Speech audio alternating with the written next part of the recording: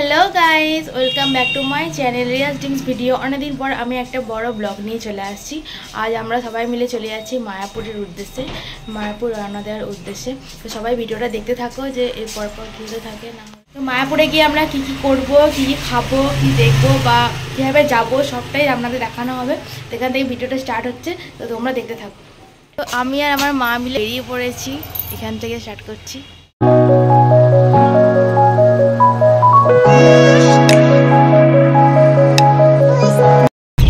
প্রচুর খাসির মাংস ছড়া যাবে।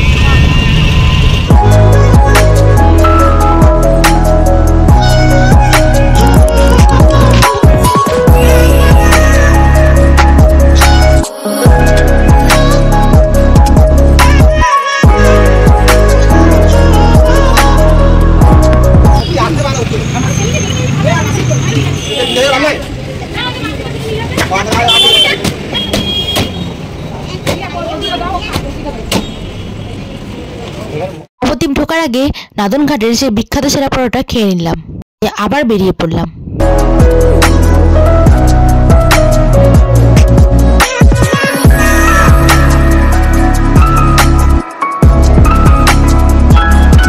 মায়াপুরের সেই বিখ্যাত ইস্কনের মন্দির ফাইনালি আমরা চলে এলাম।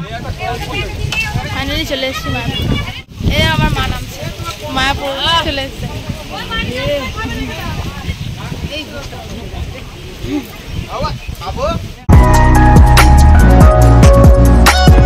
বিয়ে বাড়িতে যদি ধরুন 11টা খেলো, তাকে যদি তাদের লোক তো দিয়ে যাবে, তাদের লোক দিয়ে গেল, বললো না আমি দিয়ে যাচ্ছি 30 rupees।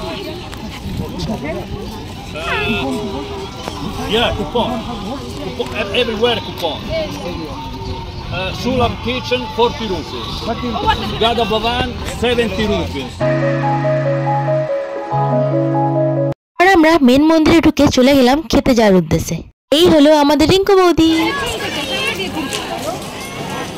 এটি ছিল মায়াপুরের সব থেকে বড় মন্দির, বলতে পারো বিশ্বের সব থেকে বড় মন্দির। এটার কাজ এখনো কমপ্লিট হয়নি। মন্দিরের ভেতরে ছিল বিভিন্ন সামগ্রীর দোকান। তারপর সামনে দেখি একটা বড় লাইন, জানতে পারি এখানে নাকি ভোগ খাওয়ানো হচ্ছে। সেই দিন ছিল গুরু পূর্ণিমা, আর সেই উপলক্ষে 56 রকমের ভোগ রান্না হয়েছিল। আমরাও সঙ্গে সঙ্গে গিয়ে লাইন দিয়ে দিই।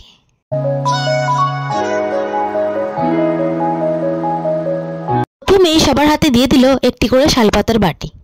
বাটি ধরতেই এক হাতা করে ভোগ দিতে শুরু করলো। আর এই ভোগটি ছিল 56 রকমের আইটেম দিয়ে বানানো। এটা কিন্তু ছিল খুবই সুস্বাদু। আমার এতটাই ভালো লেগেছিল যে আমি দুবার লাইন দিয়েছিলাম। চারটে করে ভোগ খেতে পারবি তো? খেতে পারবি। চারটে করে ভোগ খেতে পারবি? আমি দেখবো। খেতে পারবি।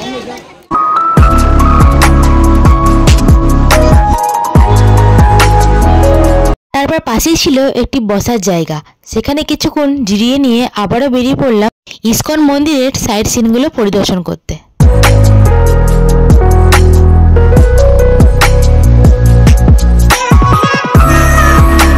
তারপর আমি আর বাবা মন্দিরের বাইরে বেরিয়ে এই রাধাকৃষ্ণের তিলকটা পরে নিয়েছিলাম। একটু এগিয়ে গিয়ে দেখি বাইরে একটি পেয়ারাওয়ালা বসে আছে, আর আমি সেখানে গিয়ে অর্ডার দিয়ে দিলাম আমাকে বানানোর জন্য।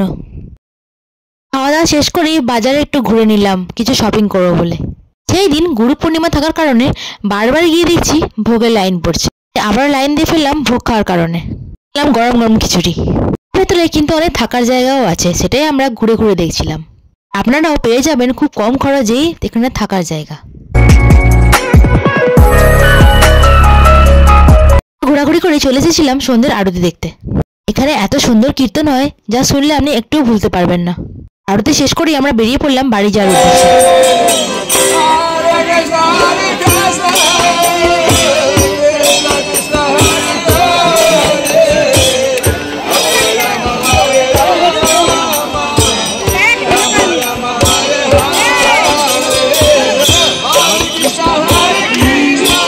তারপর বাড়ি ফেরার পথে রাতের ডিনারটা সেরেই ফেললাম।